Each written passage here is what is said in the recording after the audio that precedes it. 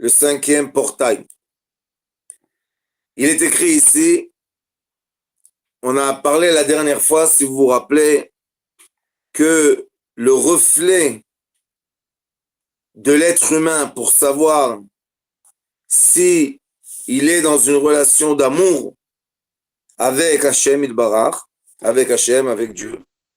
Est-ce qu'il est dans une relation d'amour ou bien nous sommes dans une autre relation qui n'est pas une relation d'amour? La réponse est que nos sentiments et nos relations avec la société, c'est nos sentiments et nos relations avec Hachem Itbarach. Si avec l'aide de Hachem, on a les sioutren, on a la gratitude vis-à-vis des gens, alors ça veut dire, Baruch Hachem, que nous avons la gratitude vis-à-vis de Hachem. Si malheureusement, on n'arrête pas de se chamailler avec les gens et toujours entrer dans des nœuds et des problèmes avec les gens, ça veut dire que notre relation avec Hachem est une relation compliquée qui n'est pas simple. Pourquoi? Parce que les êtres humains, comme tout ce qui existe sur Terre, est le reflet de la lumière divine de Hachem. Encore une chose, je veux vous dire, nous avons des êtres humains qui ne sont pas tellement sociaux, et ça existe. Les indigos ne sont pas tellement des gens sociaux toujours, malgré qu'ils sont des bergers, mais ils n'aiment pas être des moutons. Alors il se trouve des endroits qu'il n'y a pas trop de gens, mais dans ces endroits-là, ils sont dans des bonnes relations, comme par exemple les gens qui s'occupent des animaux, des plantes, et de toutes certaines de choses.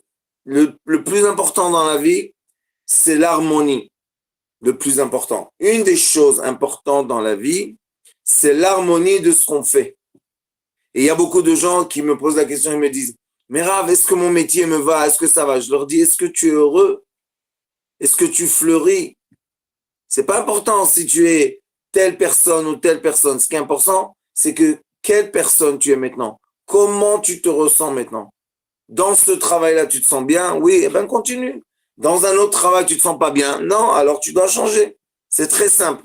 Et il y a même des instituts comme ça qu'ils vous font atama, ils vont vous ajuster ou bien vous trouver qu'est-ce qu'ils sont les travails qui sont bien pour vous. Et une des choses la plus importante qui cherche, c'est est-ce qu'on est des gens qui doivent travailler avec un public ou bien nous sommes des gens qui doivent travailler seuls. Il y a une catégorie comme ça. Et ceux qui travaillent avec le public, qui aiment parler, qui aiment bavarder, ces gens-là, c'est les meilleurs au téléphone, tout ce travail-là. Mais ceux qui n'aiment pas, ils n'aiment pas que les gens leur cassent la tête, leur disent des choses, des conversations de rien. Ces gens-là, on les dirige vers des travails solitaires. On ne va pas les mettre dans un bureau où ils doivent recevoir les gens. Par exemple, ou bien être vendeur ou vendeuse dans un magasin. Vous savez très bien tous, j'espère que vous connaissez ça, que quand on rentre dans un magasin, il y a des vendeurs, des vendeuses, ils ne sont pas là du tout. On ressent qu'ils ne sont pas là. On n'achète pas, tout simplement. Donc quand on cherche un vendeur ou une vendeuse dans un magasin, on doit chercher quelqu'un qui est miable, qui est bien, qui a des bonnes relations avec les gens. Tov. Alors on a fini avec ça, on a expliqué qu'il faut aimer toutes les créations de Dieu, même ceux qui ne sont pas comme nous, il faut les aimer. Velo yekane, écoutez comme c'est beau, comment comment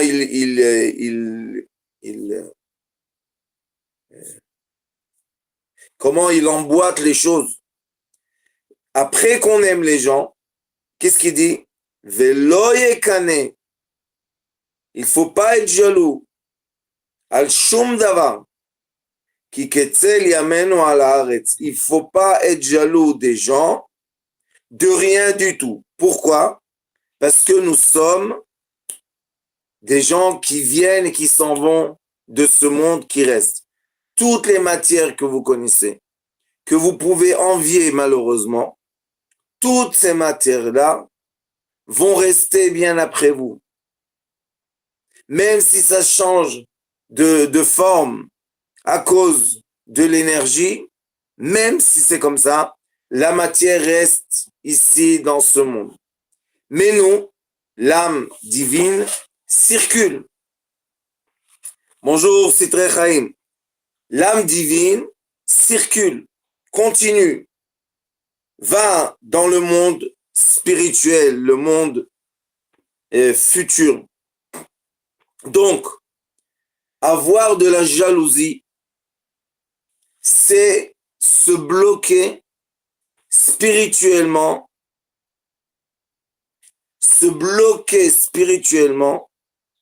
dans le monde physique.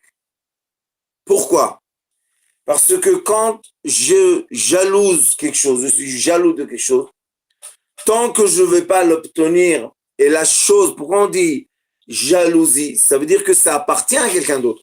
C'est pas que je veux, il faut faire la différence entre je veux quelque chose dans un magasin et il n'y a pas de problème. La chose est mise en vente.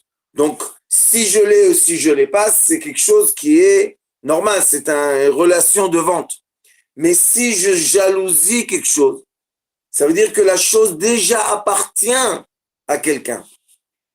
Et maintenant, je veux que la chose, que la personne qui l'a, la perde pour que moi, je la récupère.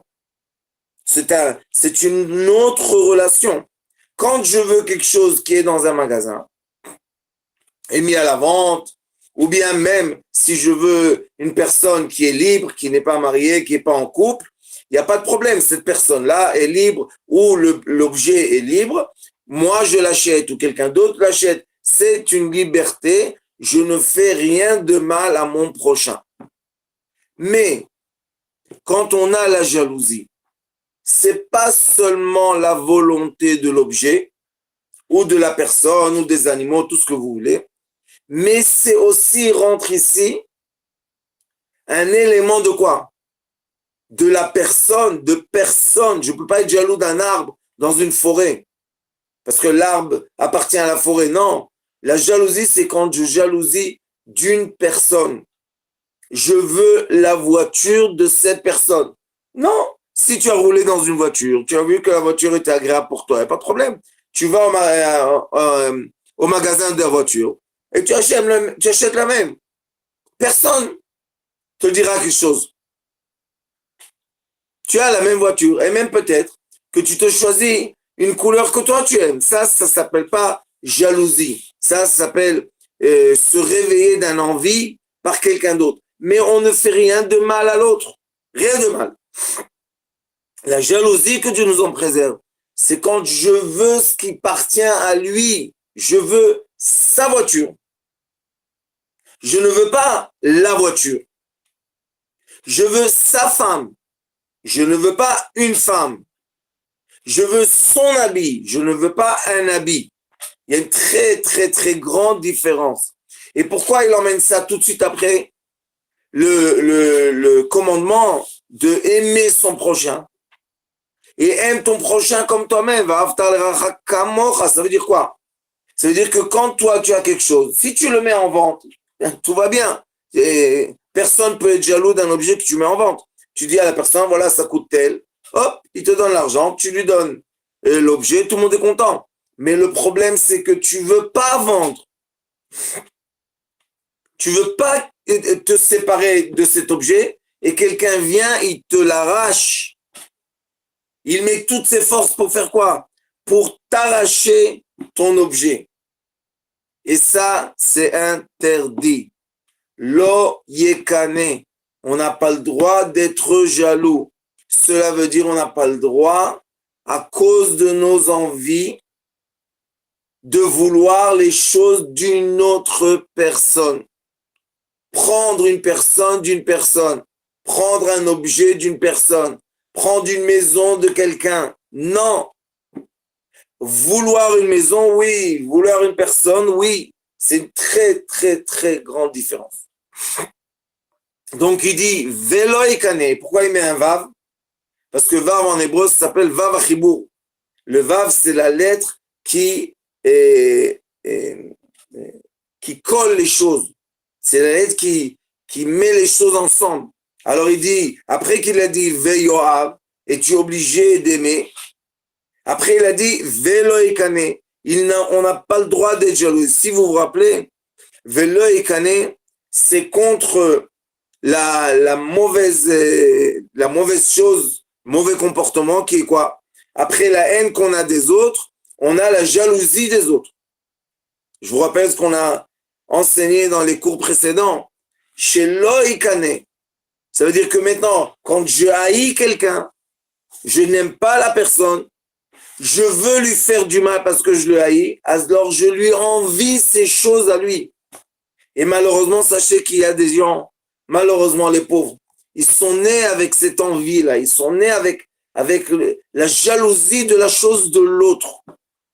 Pas l'envie de la matière. L'envie de la matière, c'est très très bien. Heureusement qu'on a envie de la matière. Comme ça, la matière prend une valeur de l'humanité. La matière monte, c'est très très très bien. Mais de vouloir la matière de mon prochain, vélo, fais attention, ne veut rien qui appartient à l'autre.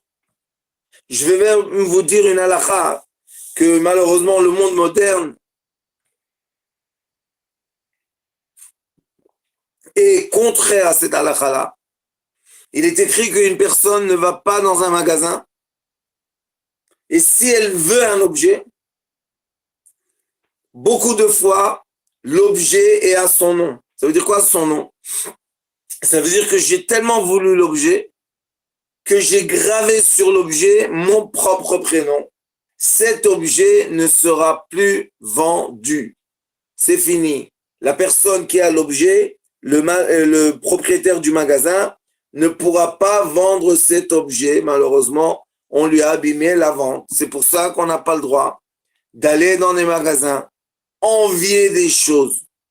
Parce qu'on ne doit pas oublier qu'ils appartiennent à quelqu'un. Ils appartiennent au propriétaire du magasin ou même au propriétaire de la grande chaîne. Ça ne veut rien dire. Ça appartient à quelqu'un. Donc d'aller dans un magasin et vouloir, c'est une chose, il n'y a pas de problème. Je veux cette robe, je veux ce costume, tout va bien. Mais envier la chose, ça veut dire qu'à l'intérieur de moi, je veux la prendre. Je ne pense pas qu'elle m'appartient. Je vous dis encore une fois, faites la distinction. Distinguez dans votre cerveau entre je veux une chose ou je veux la chose de la personne. C'est pas le même procédé dans la tête. Je ne dois pas, quand j'ai des volontés, et on a le droit et on doit avoir des volontés parce que c'est la première force qui existe dans notre monde qui s'appelle l'attraction. Nous devons avoir l'attraction, mais nous devons maîtriser l'attraction. Ça veut dire quoi maîtriser l'attraction? Je ne veux pas la chose qui appartient à mon prochain. Et comment on arrive à ça? À ne plus envier les autres quand on se contente de ce qu'on a.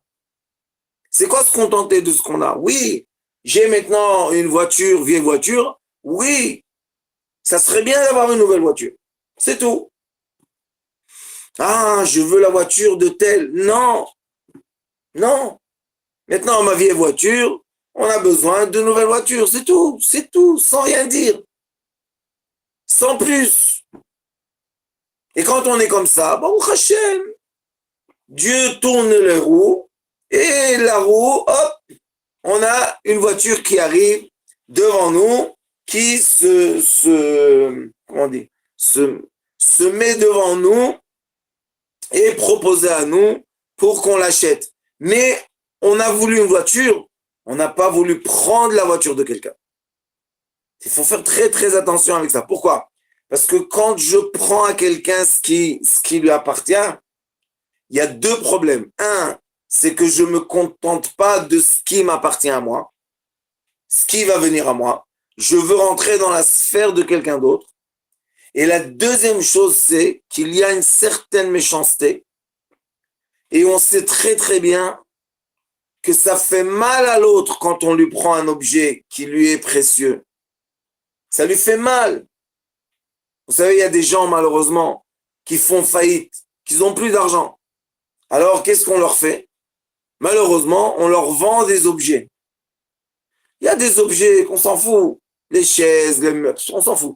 Mais il y a des objets, on s'en fout pas du tout, du tout, du tout. C'est très précieux à nous. Et quand on les vend à contre-cœur, cet objet-là ne fait pas de bénédiction. Il n'y a pas de bénédiction de l'objet quand il va chez l'autre. Il faut faire très attention avec ça. On doit acheter seulement quand la personne veut vendre. On ne doit pas acheter. Vous savez combien de gens, je connais beaucoup d'histoires. Vous savez, les avocats, malheureusement, ils vendent les maisons des gens. Ils hypothèquent la maison et ils la vendent. Il y a des gens, ils disent, bon, vends la maison, paye mes dettes, je suis très content. Mais il y a des gens que quand on leur met la maison en vente, c'est comme si on leur arrache le cœur. Et les gens qui achètent ces maisons-là, malheureusement, j'ai vu beaucoup dans ma vie. Je vous dis juste de mon expérience, c'est pas maintenant les mathématiques, c'est juste expérience. Et les gens qui achètent ont acheté quelque chose sans bracha. Vous savez ce que ça veut dire? Ils ont emmené dans leur lot de propriété quelque chose sans bracha. Quand je vous dis sans bracha, seulement des problèmes.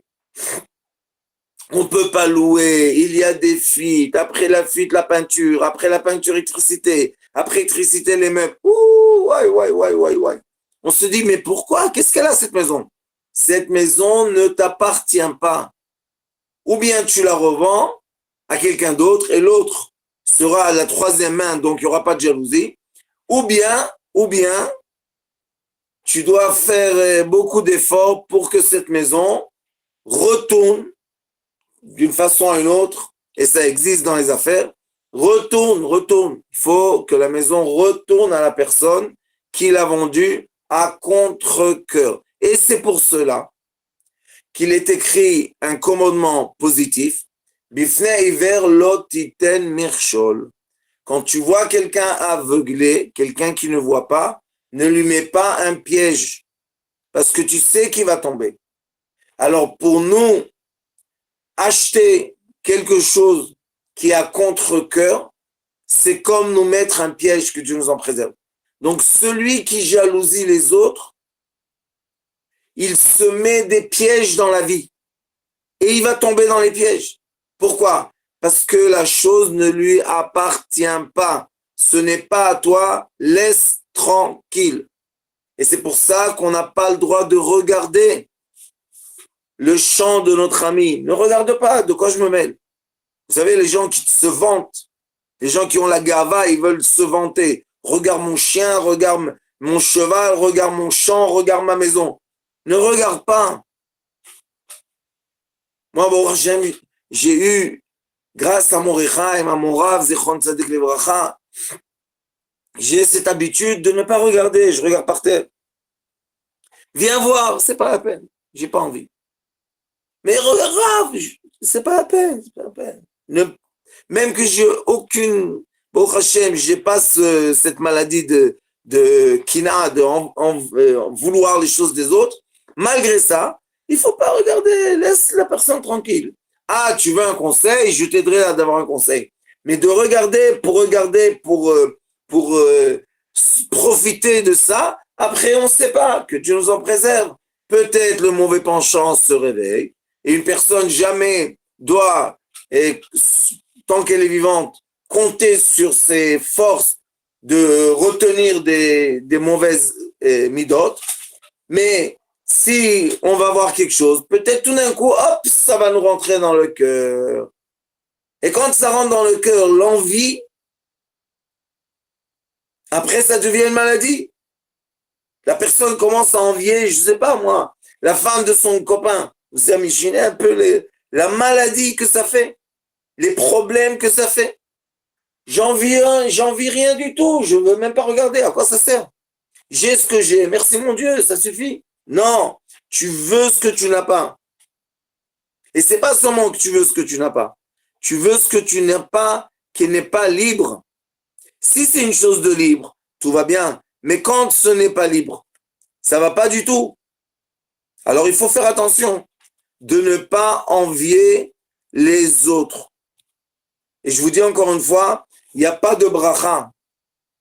C'est une chose qui n'a pas de bracha. Il n'y a pas de bénédiction dans ça. Pourquoi? Parce que l'énergie de la chose, écoutez, je vous dis maintenant une explication qui est une explication scientifique. Vous savez que tous les atomes dans le monde ont des attractions et des informations à qui ils appartiennent. Je vous donne un exemple simple. On respire tous 2 atomes d'oxygène, tous dans la respiration, il y a O2. Donc on respire tous 2 atomes d'oxygène. Sachez que les atomes d'oxygène vont nourrir nos cellules. C'est impossible qu'un atome d'oxygène spécifique qui s'appelle, je dis un mot stam A, ne va pas aller nourrir la cellule A. Ça n'existe pas. Même dans les cellules, même dans les atomes, nous voyons qu'il y a des relations spécifiques. Et si par malheur, vous savez c'est quoi la maladie? Le début de toutes les maladies, ce sont les radicaux libres. C'est quoi des radicaux libres? Ce sont des atomes d'oxygène de trop que nous avons dans le corps, de trop, qui ne trouvent pas des atomes frères, des atomes ressemblants pour se lier avec eux. Alors qu'est-ce qu'ils font? Ils détruisent les cellules qu'il y a autour d'eux, les molécules après les cellules, pour s'approprier ce qui ne leur appartient pas. Et ça, c'est le début de toutes les maladies. Vous pouvez poser la question à tous les médecins que vous connaissez qui connaissent un peu la biochimie comme il faut. Et cet atome-là ne appartient pas à cette cellule, point à la ligne. Et comme il n'appartient pas à la cellule, quand il va s'approprier les atomes qui constituent cette cellule, il va détruire la chose. C'est exactement la même chose avec la jalousie. Quand je suis jaloux de quelque chose, ça veut dire que je veux quelque chose qui appartient à quelqu'un d'autre. Et je répète encore une fois, je vais le répéter 100 fois. Être jaloux, c'est pas comme vouloir quelque chose. Faites la fine tuning. Être jaloux, c'est quand je veux prendre la chose de la personne. Vouloir une voiture, c'est bien. Non, je veux la voiture de tel. Qu'est-ce que tu t'en fous de la voiture de tel? Va acheter une voiture. Non. Je veux sa voiture. Ça, c'est être jaloux. Et qu'est-ce que je fais? Je détruis. C'est pour ça que quand on achète aux enchères des choses qui ont été hypothéquées, ça veut dire quoi? Qu'on les a pris de la personne parce que la personne n'avait pas d'argent. Et elle ne les a pas donné avec son cœur. Et elle a dit, OK, je paye mes dettes, je suis très content. Non, c'était le meuble de mon arrière-grand-mère. C'était la maison de la famille, ça fait des générations. Ça, il y a des gens qui sont très attachés. Alors, qu'est-ce qu'on dit? On dit aux amis, à la famille, on leur dit, faites tous une main pour payer à cette personne, cette maison, ce meuble, ce que ce soit. Pourquoi? Pour que la chose reste attachée à son propriétaire. Parce que si elle ne reste pas attachée au propriétaire, sachez qu'elle circule comme un radical libre. Et elle va détruire ceux qui l'ont.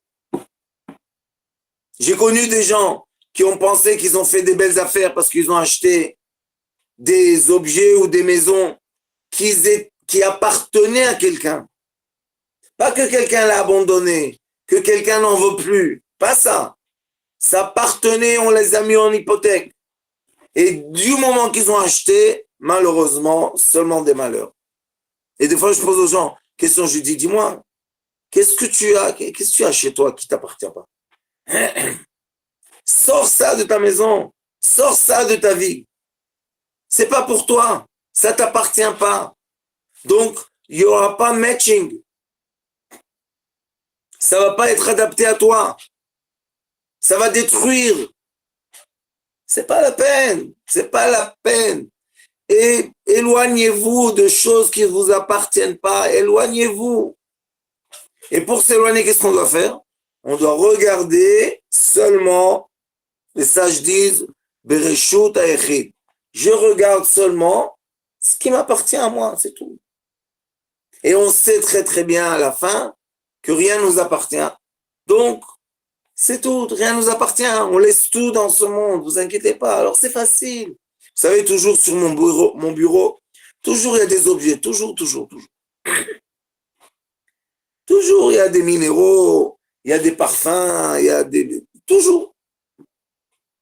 Et quand une personne vient, Ghislaël est témoin, et quand une personne vient et elle envie un minéraux, quelque chose sur ma table, je lui donne tout de suite.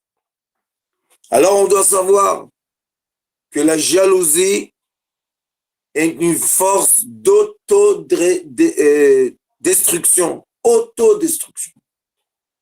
Et c'est pour ça que comme Hachem il nous aime tellement, il a l'amour pour nous infini. Il nous conseille, il nous dit, écoutez, quand vous allez vouloir ce qui ne vous appartient pas, et vous allez prendre la chose avec force, cette chose-là va vous détruire.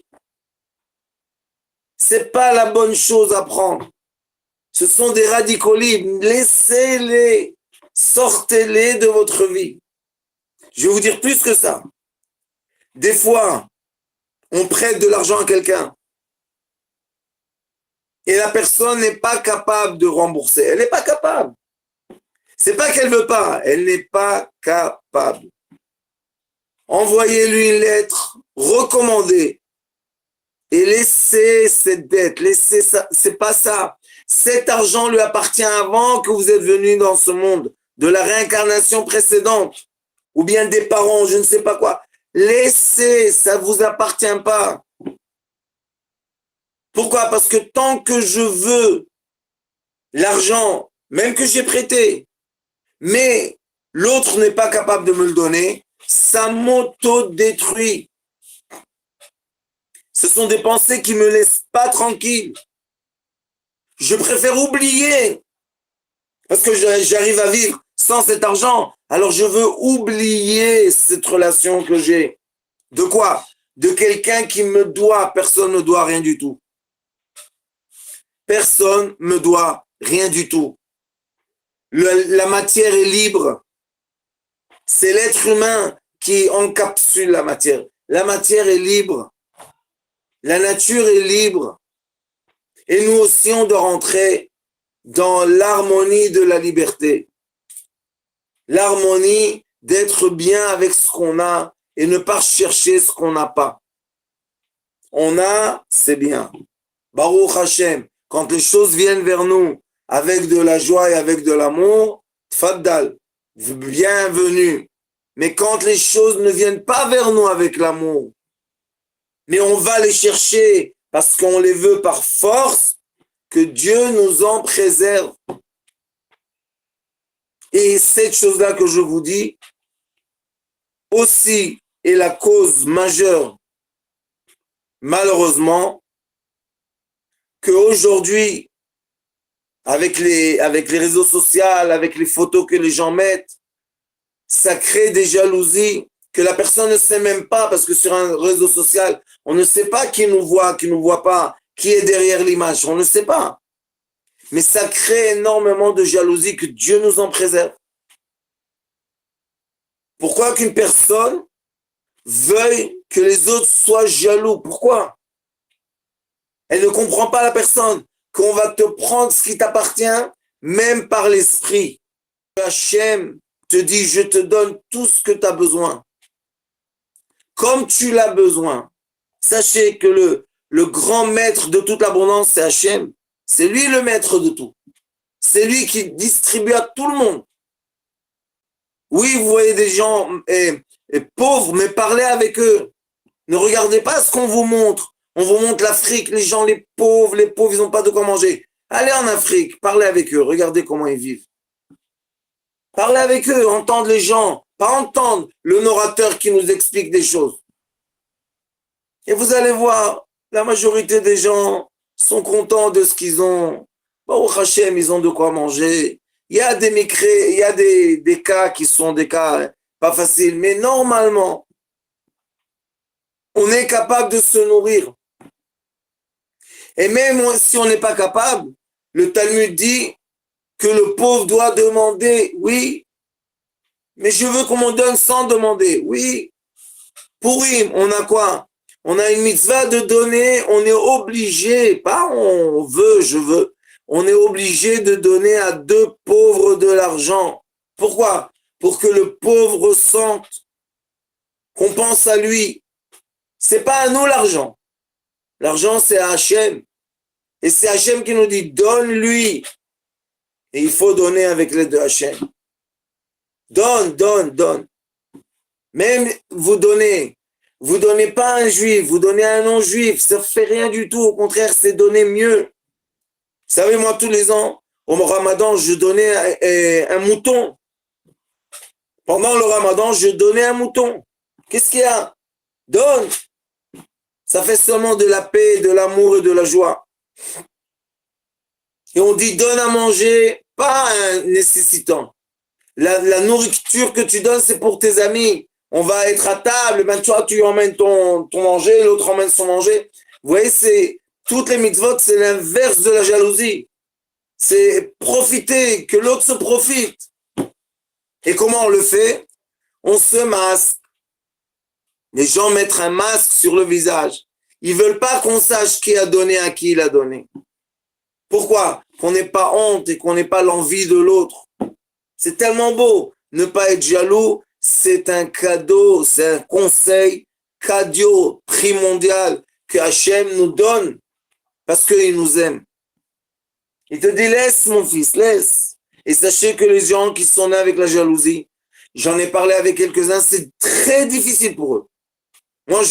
Pour moi, c'est pas difficile parce que je suis né sans ça.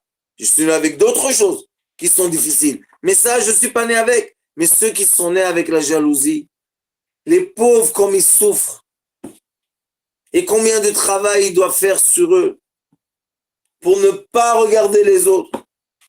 Alors les sages disent, regarde seulement tes 4 coudes. Reshut ha'echid. Regarde seulement comme ça, ce que tu as. Ça sert à rien, je veux pas voir. Mais t'as vu sa maison? Pourquoi je veux voir sa maison? Qu'est-ce que j'ai, moi? Qu'est-ce que ça va me donner de voir sa maison? Tarbar, que ta maison soit réussite pour toi. Mais on va pas regarder la maison parce que, oh, comme c'est beau. Oh là là. Comme j'aimerais avoir un meuble comme ça. Non, pas du tout, pas du tout, du tout, du tout. Laisse les meubles chez la personne, sinon tu vas t'approprier un radicaux libre et malheureusement, il va te détruire à l'intérieur. Et on veut pas être détruit, on veut être libre. Et sachez, c'est pas un conseil que je vous donne, mais juste une information. Sachez qu'il y a des gens qui arrivent à une telle liberté de vie qui vous disent que rien leur appartient. Mais rien, quand je vous dis rien, rien de rien. Ils sont attachés à rien. Ils laissent la matière circuler à travers leur vie. C'est tout. Et à la fin, quand on les voit, l'image d'un sage, c'est quelqu'un qui n'est pas attaché à la matière. Ça veut dire qu'il est libre, chofesh. Il peut aller où il veut. Il peut aller, il a rien qui l'attache. Ah non, je peux pas partir. Pourquoi? Parce que j'ai peur pour mon chien, parce que j'ai peur pour mon... Non, j'ai peur pour rien, tout va bien. Rien m'appartient. Allez hop, on continue le chemin.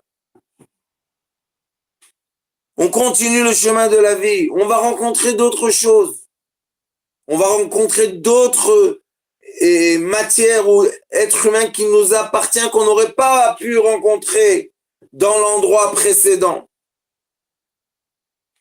Il ne faut pas pleurer de ce qu'on a quitté. Il faut être heureux de ce qu'on va rencontrer. Et Purim, avec l'aide de Hachem, il faut faire beaucoup Achnasat Orchim, il faut rentrer beaucoup d'invités chez soi. Et le mieux, c'est toujours des nouveaux. On a ceux qu'on a l'habitude, mais des nouveaux. Allez chercher dans la rue. Des gens, mettez-les à table. Viens, mange, bois. Pourquoi? Parce que des nouveaux liens créent des connexions à l'abondance nouvelle. On a fini un puits d'abondance, il reste seulement des gouttes. Il reste seulement des gouttes d'eau. Mais on va aller dans un nouveau puits. Le puits est plein d'eau, nouvelle eau. Ah, j'ai peur. N'ayez pas peur, sois confiant.